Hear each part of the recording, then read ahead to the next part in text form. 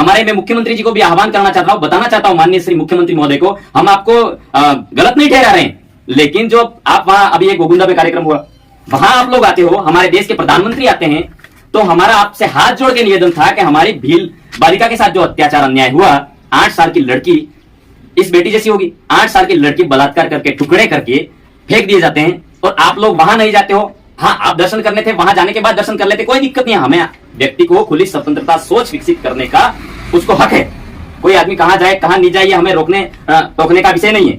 लेकिन सबसे पहला अगर नरेंद्र मोदी जी भी अगर आते तो पहले सबसे पहले वहां आना था, उनको के पूजा भील का मामला था, वहां आना था। चाहे वो ओबीसी वर्ग में ये मामला हो जाता तो भी वहां जाना था। हम तो ये कहते हैं ना, हमारे जो पूजा भील के मामले में जिस व्यक्ति ने गलत किया वो व्यक्ति गलत है, पूरा राजपूत समाज गलत नहीं है। हो सकता है हमारे अच्छे संबंध भी रहे हैं, किसी के साथ अपना संबंध भी है, अच्छी दोस्ती है, भाईचारा है, लेकिन ये सोचने का विषय क्यों नहीं जा रहे लोग। ये तो हमारे यहाँ के एमएलए हम खुले बात करना चाहते हैं, कर्मचारी, इसका मतलब हमारे समाज पे कोई समस्या है कि बोलेंगे नहीं, बोलना पड़ेगा ना। हमारे यहाँ के एमएलए को भी सीधा मुख्यमंत्री साहब को लेटर फॉरवर्ड करना था। अगर ये समस्या होती, अगर उनको अगर क्रियावर में बुला देते हैं तो वो लोग अच्छे तरीके से, अपनी बेटी का अगर उदयपुर में हो गया, पोस्टमार्टम करके दे दिया, अगर उनको क्रियावर में बुलाएंगे तो वो लोगों की भीड़ को देख के भाषण कर देंगे, लेकिन वो समस्या के समाधान के लिए उन्होंने क्या किया वो नहीं सोचेंगे अपने वाले लोग। तो बहुत बड़ा सोचने का विषय है मेरे भाइयों, क्योंकि हमारा समाज बहुत बिखराव की ओर है। अगर हमारा समाज एकता स्थापित करके एक मुट्ठी में रहेगा, सारे पार्टियों के बंधन को तोड़कर, सारे संगठनों के बंधन को तोड़कर एक सामाजिक आदिवासी परिवार के नाम से सामाजिक एकीकरण हो रहा है भाइयों। अगर आज इस कार्य में जुड़ गए तो हमारे समाज में जब भी शोषण होगा तो आदिवासी परिवार कंधे से कंधा मिलाकर आपके साथ में खड़ा रहेगा। ये आज इस ज्वारवा गांव में यहाँ पर भावेश दादा के आह्वान पर यहाँ पर सभी उपस्थित हमारे वडील साथियों एवं हमारे साथ में कंधे से कंधा मिलाकर चल रहे हमारे तमाम युवा साथी एवं हमारे साथ में भाई श्री कर्मचारी साथी दिनेश जी डामोर, आप हमारे समाज के लिए, हमारे गांव के लिए, हमारे वार्ड के लिए, हमारे पूरे परिवार के लिए, यानी कि पूरे आदिवासी परिवार के लिए जो आपने इतना बड़ा समय दिया है, आपको मैं दिल की अनंत गहराइयों से आपका तहे दिल से जोहार ज्ञापित करता हूं। और हमारे बीच में कार्य कर रहे हमारे इस पूरे भील प्रदेश के आन बान शान गौरव, दुर्घटनाग्रस्त में एक्सीडेंट हो गया उनका भाई श्री जगदीश दादा को नमन करते हुए मैं मेरी बात को रखूंगा, एवं साहिल एवं तरुण को भी नमन करता हूं। साथियों, हम कर्मचारी है तो हमें यहां क्यों जरूरत पड़ती है हम आने की, और हम क्यों आ रहे हैं। सबसे पहले सवाल वहां खड़ा होता है कि हम यहाँ क्यों आ रहे हैं और हमें क्यों आना जरूरी है, ये बात हम बता के जाना चाहेंगे। साथियों, हम लोग हमारे परिवार से, चाहे वो आईएएस क्यों ना हो, चाहे आरएस क्यों नहीं हो, चाहे वो चतुर्थ श्रेणी कर्मचारी ही क्यों ना हो, चाहे गरीब से गरीब व्यक्ति क्यों नहीं हो, वो अपने समाज के लिए अगर समय नहीं निकालता है, अगर समाज का सर्टिफिकेट लगाकर अगर कोई व्यक्ति नौकरी करता है और समाज का सर्टिफिकेट लगाकर अगर अग्रिम पंक्ति पर गया है, वो व्यक्ति अगर समाज के बीच में जो बिखरा पड़ा समाज है, उस बिखरे पड़े समाज को एकत्रित करके, समाज के एकीकरण करके, समाज का जनजागरण करके अगर हमारे समाज को एकता स्थापित नहीं कर पाने में वो सक्षम नहीं है, तो कहीं ना कहीं आगे बढ़े हुए व्यक्ति भी इसी तरीके से कर रहे हैं। तो इसलिए मैं सभी युवा साथियों से और सभी मेरे काका कटुंब वडीलों से कहना चाह रहा हूं कि जब भी हमारे सामाजिक जनजागरण होते हैं, आपको वहां उपस्थित होना बहुत जरूरी है। साथियों, क्यों उपस्थित होना जरूरी है? कहीं ना कहीं हम लोग हमारे समाज से, सच्चे लोकतंत्र के हिसाब से हम लोग हमारे को संविधान में अधिकार दे रखे हैं व्यक्ति को चुनने का, और किसी भी हमारे क्षेत्र में, इस आदिवासी क्षेत्र में, इस आदिवासी बाहुल्य क्षेत्र में तमाम समुदाय कास्ट आते हैं, एससी एसटी ओबीसी माइनॉरिटी। हम आदिवासी परिवार के जो हम लोग काम कर रहे हैं वो तमाम समुदाय के उपलक्ष्य में काम कर रहे हैं। जैसे हमारे ललित दादा मिले अभी, तो इनको समाज के विषय में चिंता थी कि ये लोग वहां से आए हैं, तो ये पार्टी को दूर रख करके यहाँ उपस्थित हो गए। तो सबसे बड़ी खुशी ये है कि हमारे आदिवासी परिवार के विचारधारा रखते हुए हमारे दादा बीच में पधारे। इनका तहे दिल से, इनको यूं नहीं कि हम लोग इनको हमारे साथ जुड़ जाए, लेकिन इनके सच्चे विचार यहाँ इन्होंने रखे तो हमें बड़ी खुशी हुई। सबसे बड़ी उपलब्धि ये है। तो आदिवासी परिवार यही काम कर रहे हैं हम लोग के, हमारे समाज का एकीकरण, हमारे समाज में शिक्षा की व्यवस्था क्या चल रही है, हमारे समाज में हमारी संस्कृति कैसे नष्ट हो रही है, और हमारे इस आदिवासी क्षेत्र में, इस क्षेत्र में हमारे इस पाटिया गांव में जैसे व्यापारी भी रहते हैं, दूसरे समुदाय के भी लोग रहते हैं, यानी कि हम लोग कभी कहते हैं कि मानव मात्र कल्याण के उपलक्ष्य में काम कर रही है, तो हम उन व्यापारी संगठन के लिए भी, चाहे यहाँ का मजदूर संगठन हो, चाहे यहाँ का महिला मोर्चा का कोई संगठन हो, उन तमाम संगठनों के ऊपर और हमारे आदिवासी क्षेत्र में, बाहुल्य क्षेत्रों में निवासरत होने वाले व्यक्तियों पर जब जब भी कोई समस्या आएगी तो हम लोग अच्छे तरीके से, अनुशासित तरीके से, वो अगर बहुत बड़ी एकता स्थापित करके हम लोग शासन प्रशासन को अवगत करवाना चाहेंगे, ये कारवा हमारा है और उस उपलक्ष्य में हम लोग काम कर रहे हैं। कहीं ना कहीं हमारे जो साथी होते हैं वो कई सारी समस्या होती है, जैसे उदयपुर में कोई घटना हो जाती है, जैसे देवमत में कोई घटना हो जाती है, जैसे भिलोड़ा में कोई घटना हो जाती है, आसपास अपना पड़ोसी गुजरात राज्य है वहां कोई घटना हो जाती है, तो हमारे वाले लोग यहाँ बैठा बैठा देखेगा नेट पे, लेकिन ये नहीं सोचेगा कि आज हमें क्या करना चाहिए, हमारे समुदाय का मामला है तो हमें क्या करना चाहिए, हम वो नहीं करते हैं। इसलिए कहीं ना कहीं हमें एक होने की इसलिए जरूरत पड़ती है कि हमारा कहीं भी शोषण हो रहा है, उस शोषण के खिलाफ हमें खड़े होकर अनुशासित तरीके से ज्ञापन लिखकर, ज्ञापन प्रेषित शासन प्रशासन को अवगत करवाने का हमारा फर्ज बनता है कि नहीं बनता है। अब देश आजाद हो गया 1947 में, लेकिन आज हम लोगों को अब पता लग रहा है धीरे धीरे हमें एक होने की जरूरत पड़ रही है, हमें अब सामाजिक एकीकरण करने की जरूरत पड़ रही है, हमें अब संस्कृति को सुरक्षित रखने के लिए जरूरत पड़ रही है। हम लोग यहाँ पर न वार्ड पंच बनाने आए हैं, न ही हम सरपंच बनाने आए हैं, न ही हम प्रतिनिधि बनाने आए हैं, न ही हम एमएलए बनाने आए हैं। हम हमारे समाज के सच्चे सामाजिक एकीकरण को स्थापित करने के लिए आए हैं। ये बात आपको बहुत समझने की जरूरत है और सोचने की और विचार करने की जरूरत है, क्योंकि हमारा समाज अगर एक जाजम पर बैठकर अगर कोई निर्णय लेगा और एक जाजम से, यानी कि आपके गांव है, ये ज्वारवा गांव है, तो हम लोग ये बताना चाहते हैं कि आपके ज्वारवा गांव में कोई भी समस्या हुई, किसी भी जमीन का मामला है, आपका जल जंगल जमीन का कोई भी मामला हो, तो उस मामले को लेकर आपके गांव की टीम, मुझे यहाँ के चुनाव थोड़ी लड़ने हैं, हम तो कर्मचारी है, तो कर्मचारी हम हमारी सेवा दे रहे हैं, लेकिन समय के उपरांत जो हमारे कार्य दिवस है और जो ड्यूटी का समय है, ड्यूटी के समय देने के उपरांत जो समय बचता है, तो हमें ये फिक्र होती है कि हम हमारा समाज का सर्टिफिकेट लगा के नौकरी लगे हैं, तो हमारा जो बिखरा हुआ समाज है, अगर कर्मचारी व्यक्ति समाज को नहीं समझाएगा तो समझाएगा कौन। हम आपको मतलब पूरे तन मन से कहते हैं, हम लोग खुले मंच पर भी बोल चुके हैं, अगर हम पूरे समाज को स्टेटमेंट लिख कर दे देना चाहते हैं कि हम जीवन भर राजनीति नहीं करेंगे, ये मेरे मीडिया के माध्यम से जो आदमी सुन रहे हैं वो अच्छे तरीके से सुने ये स्टेटमेंट, हम जीवन भर राजनीति नहीं करेंगे, लेकिन हमारे समाज के ऊपर जब जब भी कोई शोषण होगा, जब जब भी कोई समस्या आएगी इस आदिवासी क्षेत्र विस्तार में, चाहे वो किसी भी कास्ट का व्यक्ति हो, चाहे एसटी कास्ट का व्यक्ति क्यों ना हो, चाहे ओबीसी कास्ट का व्यक्ति क्यों ना हो, चाहे वो जनरल समुदाय का व्यक्ति क्यों ना हो, यानी कि हम लोग मानव मात्र कल्याण के उपलक्ष्य में कोई जब जब भी समस्या आएगी, खतरा मंडराएगा, हम लोग उस समस्या को शासन प्रशासन को पुख्ता तरीके से अवगत करवाएंगे और करवाते रहेंगे। अभी हमारे पूजा बिल का मामला हुआ मावली में, तो हमने ये किया यूं नहीं, लेकिन हमारे ही क्षेत्र के तमाम भाइयों को एकत्रित करके नया गांव में ज्ञापन देना जरूरी था कि नहीं था? था कि नहीं था? खेरवाड़ा में ज्ञापन देना जरूरी था कि नहीं था?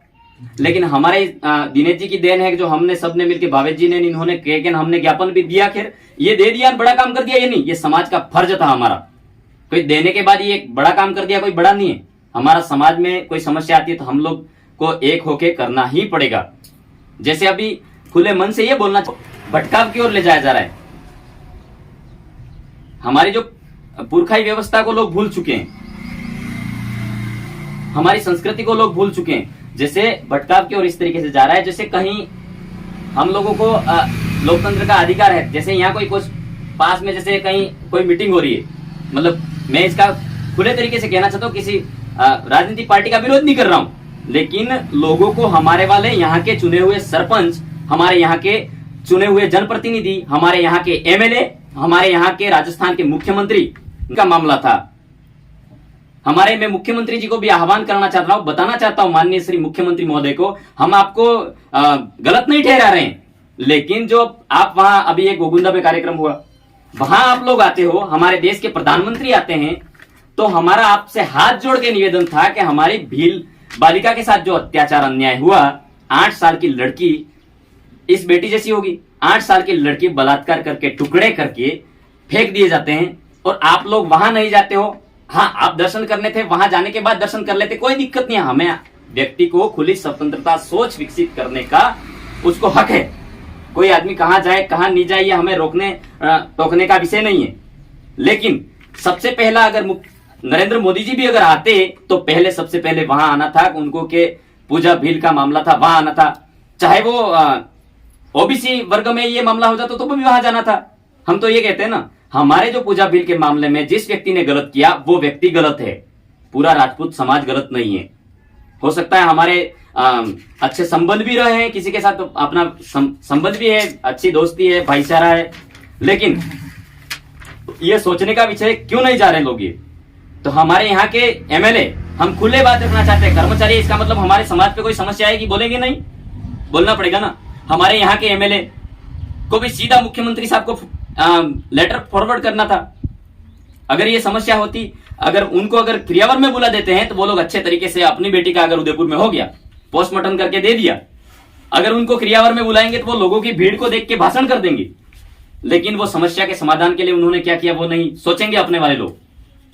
तो बहुत बड़ा सोचने का विषय है मेरे भाइयों, क्योंकि हमारा समाज बहुत बिखराव की ओर है। अगर हमारा समाज एकता स्थापित करके एक मुट्ठी में रहेगा, सारे पार्टियों के बंधन को तोड़कर, सारे संगठनों के बंधन को तोड़कर एक सामाजिक विंग, आदिवासी परिवार के नाम से सामाजिक एकीकरण हो रहा है भाइयों।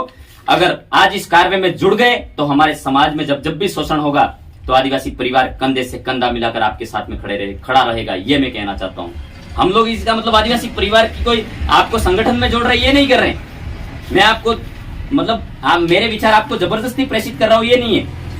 हमारे सभी भाइयों ने, जैसे ललित जी का नंबर आया, ललित जी ने बोला तो ललित जी के विचार थे वो हम सभी भाइयों में ट्रांसफर किए। हम ललित जी के विचारों को भी समझेंगे। इन भाई साहब की बारी आई तो भाई साहब ने भी अपने विचार ट्रांसफर किए। कल्पेश भाई की बारी आई, कल्पेश भाई ने अपने विचार आगे रखे।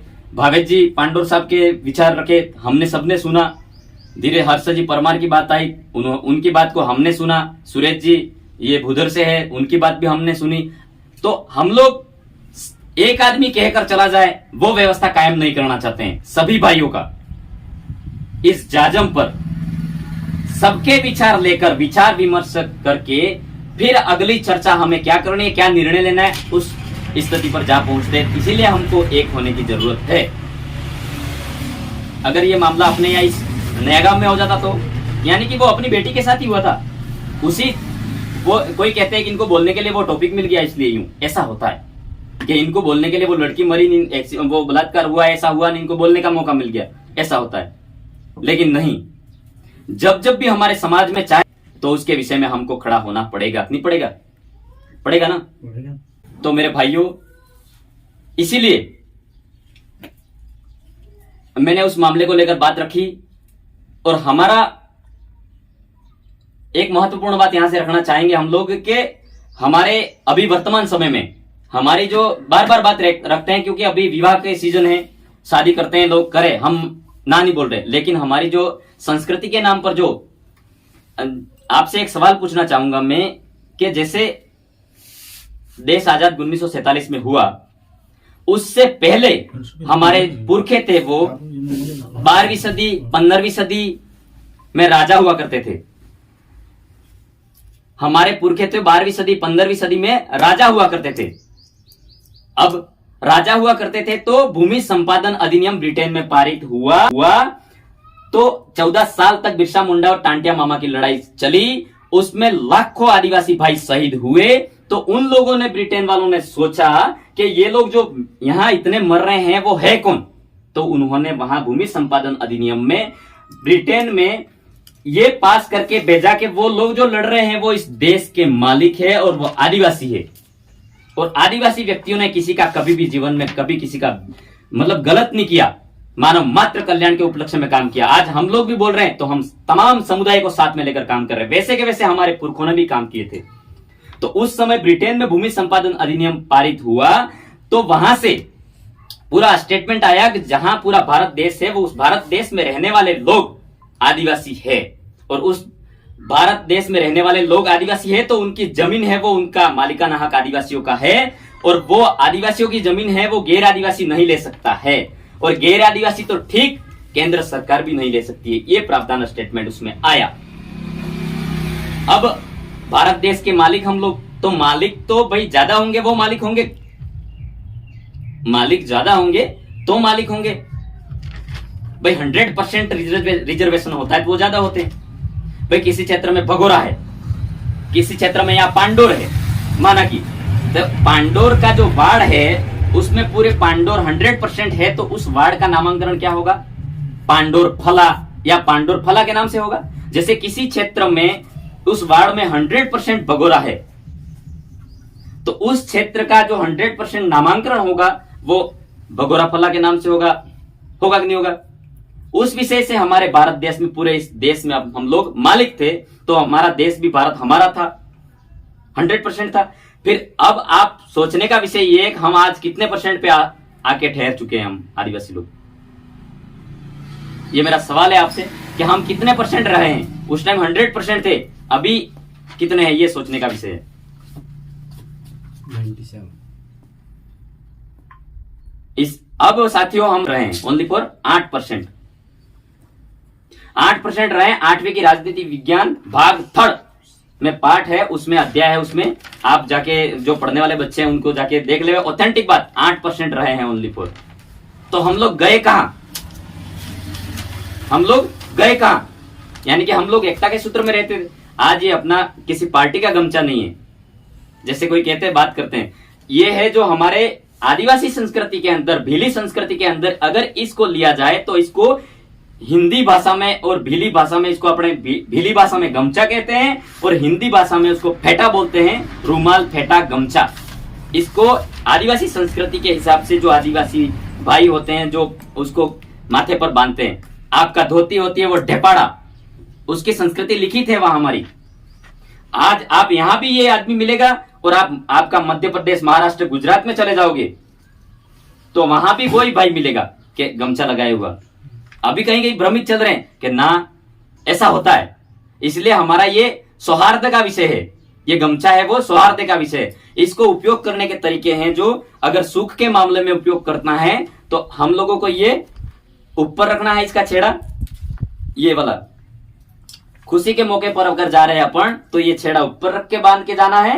अगर दुख के विषय में जा रहे हैं तो ये इसका छेड़े, दोनों छेड़े नीचे रख के जाएंगे तो ये दुख के विषय में भी काम आएगा। दुख के विषय में कभी भी अपना जो छेड़ा होता है वो ऊपर रख के नहीं जाना है, ये दोनों तरफ से उपयोग होता है। तो ये हमारी संस्कृति सौहार्द का विषय है। तो और हमारे वाले पुरखे थे, पहले इसी पगड़ी के माध्यम से हमारे 2 गांवों की लड़ाई हो जाती थी। तो हमारे जो बाप दादा गमीती हुआ करते थे, पुरखे हमारे राजा हुआ करते थे, वो लोग भले पाले आमने सामने लठ लेके आ जाते थे, लेकिन वो एक गमछा खाली यूं रख देते थे, उनकी पागड़ी उतार के रख देते थे। लोग इज्जत से, जैसे ललित जी आ गए भाई से, मालिकवाला से, तो ललित जी ने अगर उनके पाल के बीच में जो बड़े व्यक्ति है तो उन्होंने रख दिया। भावेश जी है, ये अंकल जी है, इन्होंने अगर ये गमेती है तो उन्होंने एक पागड़ी रख दी। तो उस पागड़ी की इज्जत और लज्जा से एक आदमी कदम आगे नहीं बढ़ता था। क्या बढ़ता था ललित जी से? गलत कह रहा हूं मैं, सही कह रहा हूं? तो हम लोग, अब ये व्यवस्था है क्या, आप सोचो। मैं ही अगर बोलता चला जाऊंगा, व्याख्यान करता चला जाऊंगा तो आप जबरदस्ती मेरी बातों को सुनोगे, लेकिन आपको इस प्रश्न के सवाल को संज्ञानात्मक तरीके से सोचना है और समझना है। आप विचार करो, ये अभी संस्कृति परंपरा है क्या? अभी है? और जो पहले मैंने बात बोली वो गलत बोली, सही बोली? ठीक है।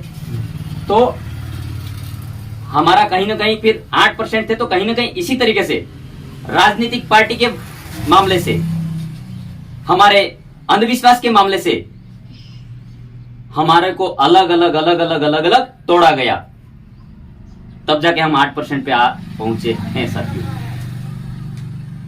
अब संविधान में तो हमारे ये कोई बोलते हैं कि राजनीतिक शब्द में भी नहीं बोलना। हमारी जो संविधान की उद्देशिका और प्रस्तावना बनी हुई है उसमें साफ साफ शब्दों में लिखा हुआ है कि हम भारत के लोग भारत को संपूर्ण प्रभुत्व संपन्न बनाने के लिए तथा उसके समस्त नागरिकों को राजनीतिक, आर्थिक, सामाजिक, विचार, विश्वास, धर्म, उपासना की स्वतंत्रता देते हैं और प्रतिष्ठा और समता की स्वतंत्रता देते हैं तथा उन सब में व्यक्ति की गरिमा बनाए रखने के लिए हम लोग समाज के दृढ़ संकल्प होकर हम लोग हमारे समाज को एक अच्छी शिक्षा, अच्छे लोकतंत्र के बारे में बताए। ये संविधान में नहीं थे, तो हम लोग कहीं बेचारे राजनीति का मतलब यूं थोड़ी है, राजनीति कहते ही लोग बेचारे ऐसा हो जाता है। तो इसीलिए हमें समझने की जरूरत है। हम लोग अपने अलग अलग विचारों में साफ साफ शब्दों में बात यह है कि अपना जो कोई व्यक्ति खड़ा होकर बोलता है तो उसकी बात लोग अपने नहीं समझते हैं। दूसरे लोग जो वहां बैठे हुए हैं, कोई अगर वो व्यक्ति अगर आके यहाँ बात कर देता है तो लोग सही मान लेते हैं।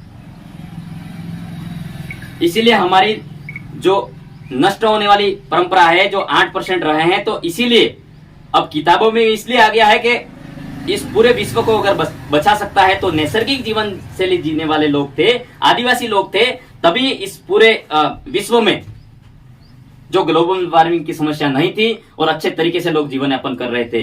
तो हमको जैसे रेड डाटा बुक होती है ना, विलुप्त होने वाली प्रजाति को सेव करके रखते हैं, तो रेड डाटा बुक में लिखते हैं, वैसे के वैसे हम लोगों को भी अभी चिन्हित किया गया है। कितने तो 8% रहे हैं यूं करके। तो हम लोगों को सभी बंधनों को तोड़कर, अंधविश्वास के बंधनों को तोड़कर, राजनीतिक विचारों को बंधनों को तोड़कर एक बार तो हमें जाजम पर बैठकर हमारे शिक्षा के विषय में सोचने की जरूरत है, आर्थिक विषय में सोचने की जरूरत है, सांस्कृतिक विषय में सोचने की जरूरत है और सामाजिक एकता स्थापित करने के लिए सोचने की विषय की जरूरत है।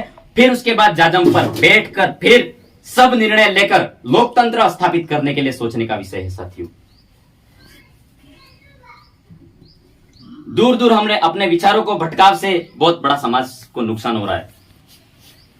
तो साथियों, इसी तरीके से हम लोगों में अभी वर्तमान में इस क्षेत्र में अभी ऐसा चल रहा है कि हमारे जो पुरखे थे वो शादियों के मामले में और जो विवाह की शैली थी उसको अच्छे तरीके से और अपने तरीके से और पुरखे अपने तरीके से उनके विचार विमर्श कर करके जाजम पर व्यवस्था करके किस तरीके से करना है वो निर्णय लेके काम करते थे। अपने आस पड़ोस में अब शादियां होती है तो वो आदमी होता है वो 25,000 का डीजे लेता है। हर बार ये बोलता हूं क्योंकि अभी सीजन चल रहा है, डीजे लेता है। अभी हमने कल मालीपुला उखेड़ी में हम गए थे, बात कर रहे थे। मैं खुला कहना चाहता हूं कि डीजे से क्या नुकसान हो सकते हैं आपको पता है? अपन ये जानते हैं पैसों का नुकसान हो रहा है, 25,000 रुपये पैसों का नुकसान हो रहा है, लेकिन पैसों का नुकसान नहीं साथियों, हमारे शारीरिक और मानसिक विकास का नुकसान हो रहा है। अभी हमने सुना वहां उखेड़ी में, तो वो मैं बात बताना चाहूंगा। शारीरिक नुकसान और मानसिक नुकसान इसलिए हो रहा है साथियों कि जो वो हाई डेसिबल की ध्वनि होती है उससे जो हमारी महिलाओं के जो गर्भ में जो बच्चा पल रहा होता है वो सतत विकास करता है, तो उस गर्भ में पलने वाले बच्चे को बहुत बड़ा नुकसान हो सकता है क्योंकि छोटी छोटी धमनी का विकास होता है, नसों का विकास होता है। तो वो डीजे बजता है, उससे हमारे 2-1.5 महीने का जो बच्चा अंदर पल रहा होता है उसको हाई डेसिबल का जो आवाज होती है उसको विकृत करने की संभावना रहती है और मानसिक स्थिति जो बच्चा कमजोर पैदा होता है। और अभी हमने मालीफला में कल सुना, वहां के व्यक्तियों ने ही बताया हमें, और हम जहां हमने पॉकेट मीटिंग रखी थी वहीं बताया उन्होंने कि 1-2 महीने की जो महिला के गर्भपात भी हो गया लेकिन कणु हासु बुझू नहीं कणा ऐसा। और डीजे यहाँ बजता है तो आपको ये रास्ते जाता भी कोई नाचने में शामिल हो जाएगा उसमें, पहले ऐसा नहीं होता था। अब फिर उसमें डीजे में लड़ाई झगड़ों की ज्यादा प्रवृत्ति बढ़ रही है। हमारी संस्कृति थी तो कोई अगर आप सर्वे करेगा संस्कृति का तो आपके विवाह पद्धति में आदिवासियों को क्या बजाया जाता है? यूं तो हमारे ढोल बजाए जाते हैं, बाजे बजाए जाते हैं। अगर आदिवासियों की संस्कृति में डीजे बजाया गया यूं तो हमारी संस्कृति को नुकसान है कि नहीं? अब रही बात हमारे विवाह पद्धति में, हमारे पुरखे थे वो एक भराड़ी बनाते थे, आपने गोदरेज गोदरेज बनाता थी, ये से गोदरेज बनाते थे और लाडेन वॉर बनाता, फिर उसमें आपका स्वास्तिक चिन्ह बनाते थे, वो राइट एंगल में घूमता है वो बनाते थे। अभी हमारे वाले लोगों ने एक व्यापार दृष्टिकोण से बढ़ावा देने के लिए एक पर्चा आता है, वो पर्चा लगाते हैं, आपको पता होगा, पर्चा लगाते हैं, अच्छे अच्छे पढ़े लिखे लोग भी लगाते हैं। क्यों लगा रहे हो ये नहीं सोचना चाहता, लेकिन जो आप लगा रहे हो उसके बच्चे भी, उनके बच्चे भी अगर पढ़ रहे हैं तो आगे जाके ये संस्कृति के द्वारा, आपकी संस्कृति के द्वारा आपके बच्चे को नुकसान होने वाला है। विवाह प्रणाली में आप लोग अगर भराड़ी सही बनाओगे तो आदिवासी रहोगे। आप भराड़ी आप मार्केट से खरीद कर पर्चा लाओगे तो आपकी संस्कृति का सर्वे होगा कि आदिवासी लोग विवाह स्थापना पे क्या बनाते हैं, यूं भराड़ी बनाते हैं, तो वहां देखने आएगा तो कोई देखेगा तो ये तो तस्वीर लगी हुई है, आपके पर्चा लगा हुआ है, तो आप उस संस्कृति आपकी आप अपना नहीं रहे हो, तो आप आदिवासी नहीं हो। भले आप कलेक्टर भी बन गए हो अपनी समाज से और IAS RS भी बन गए हो, तो आपके बच्चे को नुकसान होगा। बाद में संस्कृति का सर्वे किया जाएगा तो आरक्षण खत्म होने की संभावना रहेगी, ऐसा मेरा मानना है। इसीलिए हम लोगों को संस्कृति भी बचानी है और शिक्षा पर विशेष ध्यान देने की जरूरत है। अब हमारे वाले आने वाले दिनों में 1 महीने बाद BSTC की एग्जाम है, तो अभी विवाह में डीजे बज रहे हैं। भाई कोई लड़का हमारे यहाँ से IAS RS की भी तैयारी करता हो सकता है, गरीब घर का लड़का भी पढ़ता है, माना कि वो यहाँ पढ़ रहा होता है और यहाँ पास में डीजे बज रहा है, तो उसको कितना नुकसान होगा, पढ़ाई वाले लड़के को पूरी रात बजेगा। हम लोग तो खुले मन से ये कहना चाहते हैं कि हम तो एक ज्ञापन प्रेषित करना चाहते हैं इन सब के ऊपर। अभी हम समाज के सब विचार विमर्श करके हम लोग ये जो डीजे बजा रहे हैं हमारे इस क्षेत्र में, आदिवासी बाहुल्य क्षेत्र में, लाने वालों की कोई गलती नहीं है, उनका धंधा है, कोई दिक्कत नहीं है। लेकिन जो उस गानों के ऊपर नाचते भी ऐसे हैं। कभी आज रात को एक वीडियो आया था, गधे नाच रहे हो वैसे नाच रहे थे लोग, गधे नाच रहे हो वैसे, एक कोई पलटी मार रहा है, एक कोई पलटी अब वहां नाच रहे हो, लेकिन अपनी बहन बेटी आई है, काकी बाबी आई है, वहां गुरुजन आए हैं, शिक्षकगण आए हैं, कोई भी व्यक्ति आ सकता है, तो उसमें अब दूसरे लोग क्या सोचते होंगे अपने समाज को। कभी मैं इन नाचने वाले इन मूर्खों को कहना चाहता हूं वीडियो के माध्यम से, उनको मूर्ख ही मानूंगा मैं। क्यों मूर्ख मानूंगा कि ऐसी प्रवृत्ति हमारे पुरखे अपना रहे थोड़ी थे। भाई गधों जैसे नाच रहे हैं, गधों जैसे यूं नाच रहा है कोई, यूं, और एक सो रहा है यूं कर रहा है। इन मूर्खों को मैं जहां नाच रहे हैं उनके वहां के इलाके से भी कहना चाहूंगा, उनको तुरंत ज्ञापन तैयार करे और उपखंड कार्यालय वहां प्रेषित करे, उनको कड़ी से कड़ी कार्रवाई की जाए, इनको जूते मारे जाए ले जाके, और ताकि दूसरे हमारे समाज के लोग नहीं करे और सुधरे। तो इसीलिए साथियों हम लोगों को यह होता होगा आनंद गोमात बोलता नहीं बोले, लेकिन हम लोग सभी धीरे धीरे अपना कारवा एक होगा, तब लोग हम एक एकता स्थापित करके फिर हमारे रीति रिवाज अपनाएंगे और अपनी संस्कृति वापस बचाने का काम करेंगे। ऐसा होगा। आपने मोने कौन है अब कौन मोने भाई, पढ़ा लिखा हमारे जैसे ललित जी है, दिनेश जी है, भाई सुरेश जी है, हर्ष भाई है। अगर इनके पिताजी ने इनको 18 साल तक पढ़ाया तो इनके अंदर बुद्धि का विकास हुआ। किसका विकास हुआ? बुद्धि का विकास हुआ। तो वो लड़का समाज में क्या चल रहा है उसकी कमी को जानेगा कि नहीं जानेगा, तो बोलने का अधिकार रखता है कि नहीं रखता है? रखता है ना। तो हमारे वाले लड़के जब बोलते हैं तो हमारे कई साथी जो वो उनको भी अखरता है, यानी कि सही बात बोलते हैं लोगों को लगता है बुरा, गलत बात बोलेंगे तो उनको लगेगा अच्छा लगता है। ऐसा मतलब सिस्टम अपना रखा है। तो सभी बातों का निचोड़ निकालकर यह है कि आपका शिक्षा सबसे बड़ी चीज, क्योंकि हम लोग यहां बोलते हैं अपनी शिक्षा नहीं होगी तो बहुत बड़ा नुकसान होगा हमारे समाज को। जैसे शिक्षा से हमारे वाले लोग आपका डॉक्टर बनने चाहिए, शिक्षा से आपका टीचर बनने चाहिए, शिक्षा से आपके उपखंड अधिकारी बनने चाहिए, शिक्षा से अपने वाले भाई कलेक्टर बनने चाहिए। मैं कहता हूं शिक्षा के मामले में हमारी राजनीति भी करे, कोई दिक्कत नहीं है ना। तो शिक्षा के विषय में हम लोगों को आगे जाना है, तभी हमारा अगला आदमी आगे बैठेगा। तो हम लोग यहाँ कुछ समस्या के बारे में लेकर जाएंगे, अपना आदमी होगा तो अपनी समस्या भी सुन लेगा। सही कह रहा हूं भाई? अपना आगे अधिकारी गया, अपने ही समाज का जाएगा तो वो अपनी समस्या लेकर जाएंगे, सुनेगा, यानी कि अपनी ही समस्या सुन ले, ये नहीं कह रहे। अगर इस जाजम व्यवस्था से आदमी जाता है, अगर पढ़ाई करता है, शिक्षा के क्षेत्र में पढ़ने वाले व्यक्ति को भी ये कहना चाहता हूं, पढ़ाई ऐसी करो कि हमारे समाज का नाम रोशन करो। मतलब आप अपने समाज से, आदिवासी समाज से न्यायाधीश बनो, कलेक्टर बनो, IAS बनो, RS बनो, ताकि तब हमारे समाज की जो समस्या है, इस आदिवासी क्षेत्र में तमाम समुदाय रहते हैं, उस समुदाय के उत्थान के विषय में आप लोग आगे काम कर पाओगे। नहीं तो हम चिल्लाते ही रह जाएंगे और ज्ञापन देते ही रह जाएंगे। भाई अपना आदमी जाएगा तो निराकरण करेगा। बाबा साहब अम्बेडकर जी ने कहा था कि शिक्षा वो शेरनी का दूध है, वो जितना पिएगा उतना दहाड़ेगा। लेकिन अभी क्या पी रहे लोग, ये सोचने का विषय है। सही बात है।